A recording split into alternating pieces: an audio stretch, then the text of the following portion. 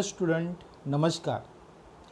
In this today's video, we are going to perform tutorial for experiment number 9. The aim of this experiment is to trace the path of rays of light through glass prism and to find angle of deviation for different angle of incident. Science with Sandeep sir. Science and Technology Practical Examination, experiment number 9, standard 10th.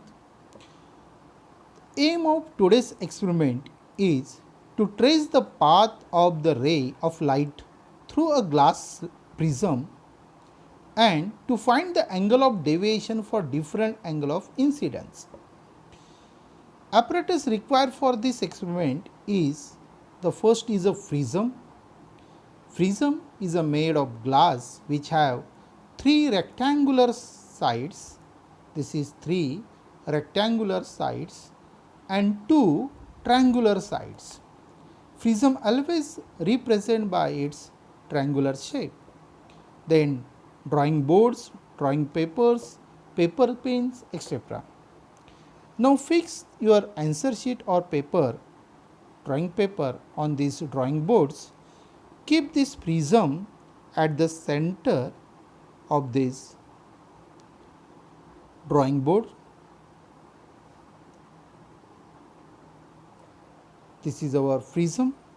Now draw the both 3 sides of prism with pencil.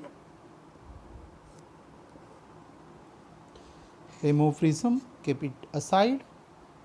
Now take any point on side. This is A, B and C vertex. Take any point Q on the side AB of prism. Draw normal at that point to side AB.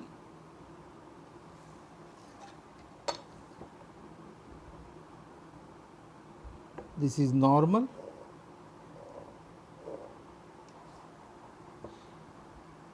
Now for first reading, for incident angle of 30 degree, draw the incident rays making an angle of 30 degree with this normal.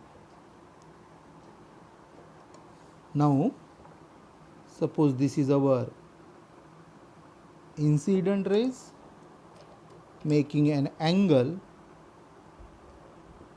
of 30 degree with this normal.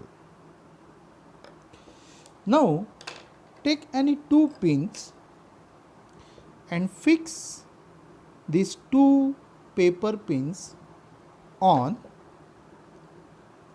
this incident rays. Suppose this is P1 and this one is P2. Now again keep this prism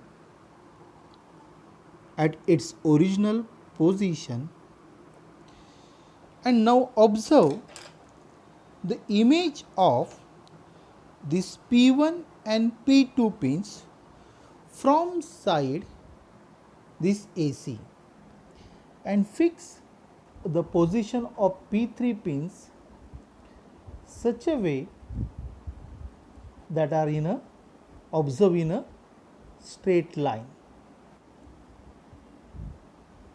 Again these P4 pins are also fixed in a same way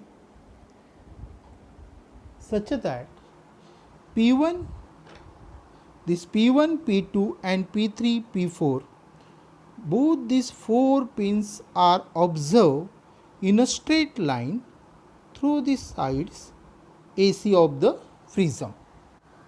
Now remove prism and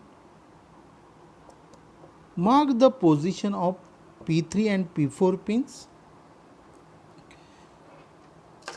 Draw the ray which is joining this P3 and P4 pins and intersecting at a side AC. This is our emergent rays. Suppose let this point is RS. RS is a emergent rays. Now joined this QR. QR is a path of refraction rays. Now again draw normal at a point R. We obtain normal here. This is a normal at a point R to side AC. PQ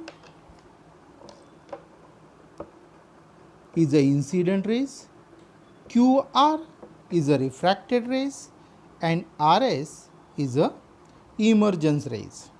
Now extend the direction of this emergent rays by dotted line, and also direction of incident rays by dotted line. This is our point of intersection of direction of incident rays and direction of emergent rays. This angle is also known as a angle of deviation. This angle is called angle of deviation. Now measure the angle of refraction here. This is angle of refraction, this is angle of emergence, and this is angle of deviation. Measure the value of both these angles. When incident angle is 30 degree, refracted angles obtain, just increase its direction to measure properly the magnitude of refracted angle. Refracted angle we obtain is equal to 23 degree. When angle of incident is 30 degree, angle of refraction is here 21 to 3, 23 degrees. Angle of emergence, to measure the angle of emergence, can measure like this way. Here the angle of emergence is equal to 70 and 75. This is the value of angle of emergence.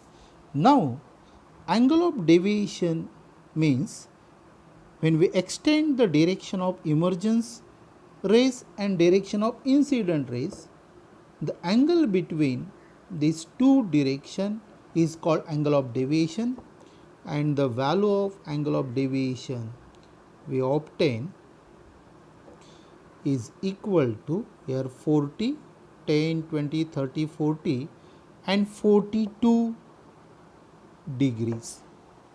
Thus, when angle of incident is 30 degree, angle of refraction obtain 23 degrees, angle of emergence obtain 75 degrees, and angle of deviation we obtain 42 degrees. Now move towards the second reading when incident angle is 45 degree. For that we have to draw incident rays making an angle 45 degree with this normal. Suppose this is 40 and this one is 45 degree. Now draw this incident rays, which is incident ray making an angle 45 degree with this normal. take two pins again and fix perpendicularly on the rays, incident rays PQ, that is for second reading. Again take prism and keep it its original position. Observe the image of P1 and P2. Fix P3 and P4 pins such that they are come in a straight line.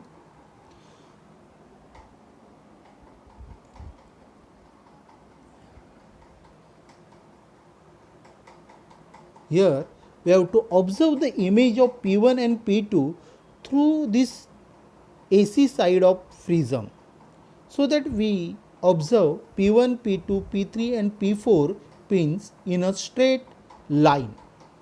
Now remove this prism again. Mark the position of P3 and P4 pins. Draw the ray passing through P3 and P4 pins and intersecting this AC side of prism. RS, again this is point RS, is a emergence rays. Now join QR. When we join QR is a refracted rays through the prism. Here PQ, incident rays for second reading, means incident angle of 45 degrees. QR is a refracted rays and RS is a emergence rays. Now extend the direction of emergence rays and direction of incident rays.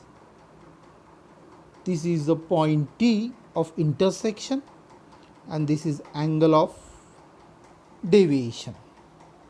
Now draw again normal at a point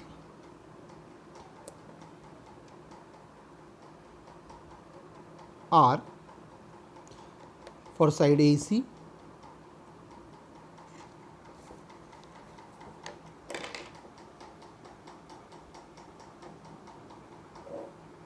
This is a normal. Now for second reading, when incident angle is 45 degree, this is angle, total angle 45 degrees. What is the refracted angles? Measure this refracted angles, value of refracted angles. We obtain the refracted angle is equal to nearby 30 degree. Means when incident angle is 45, refracted angle is 30 degree. Again angle of emergence 59 degrees.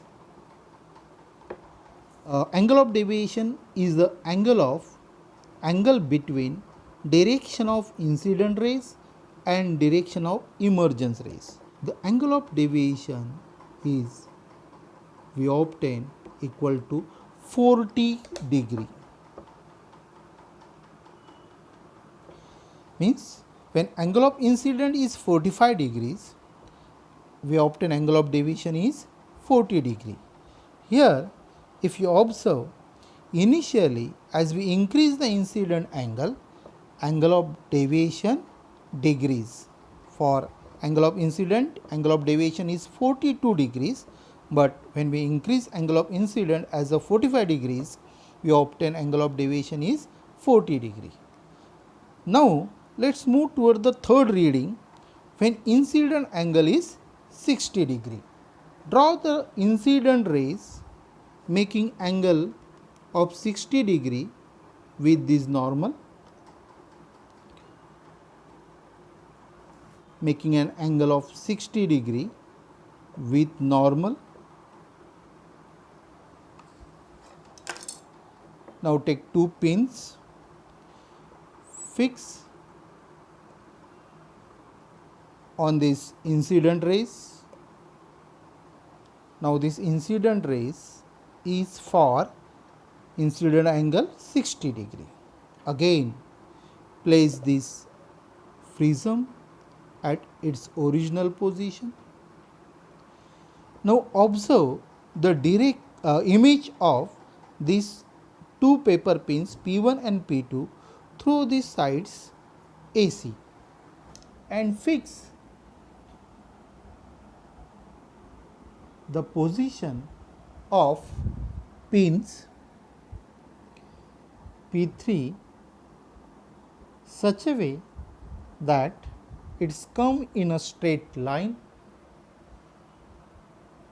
Now again fix the position of pin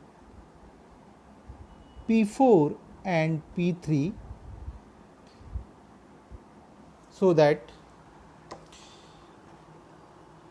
pins P1, P2, P3 and P4 are seen in a straight line through this AC side of prism. Now remove this pin and prism also. Mark the position of P3 and P4 pins. Draw the emergent rays. This is the emergent rays joining to P3 and P4 pins. This is the emergent rays. Now extend the direction of this emergent rays back side and direction of this incident rays. These two rays, incident rays and emergent rays for incident angle 60 degree, intersect at a point T here. This is angle of deviation. Now again draw normal at a point here.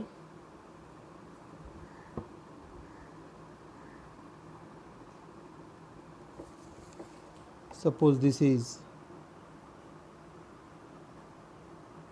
normal. Incident angle is 60 degree. We obtain refracted angles. Join Q and this point R, which is a direction of refracted rays. Measure angle of refraction. We obtain here angle of refraction is nearby equal to 45 degrees. To measure accurate, extend this direction of refracted rays. Now again measure accurately. This refracted angle is equal to 45 degrees. When incident angle is 60 degree, refracted angle is 45 degrees. Measure the angle of emergence. Emergent angles also equal to 45 degrees. Now measure the angle of deviation, the angle between direction of incident rays and direction of emergent rays, and 43 degrees. Now observe these readings. As we increase incident angle, initially angle of deviation decrease. Means when incident angle is 30 degree, angle of deviation 42 degrees. When incident angle is 45 degrees, means incident angle is increased, the angle of deviation is decreased. But when we increase incident angle, here angle of deviation is again increase. Initially it is decrease, but after the specific value of incident angle, as we increase the incident angle of deviation again start to increase. Thus, we can conclude from this observation, initially as the angle of incident increase, the angle of deviation decrease, but after certain minimum value of incident angle of deviation also increase. Again, see the inference, means from this observation we can conclude as initially as the angle of incidence increase, gradually the angle of deviation decrease, but after certain minimum value of incident angle, the angle of deviation again start to increase. This is the conclusion of this experiment.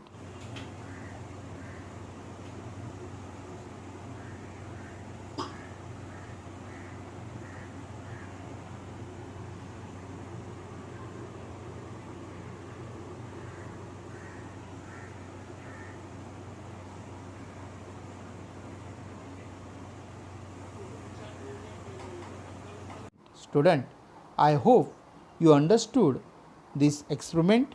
Thank you, student.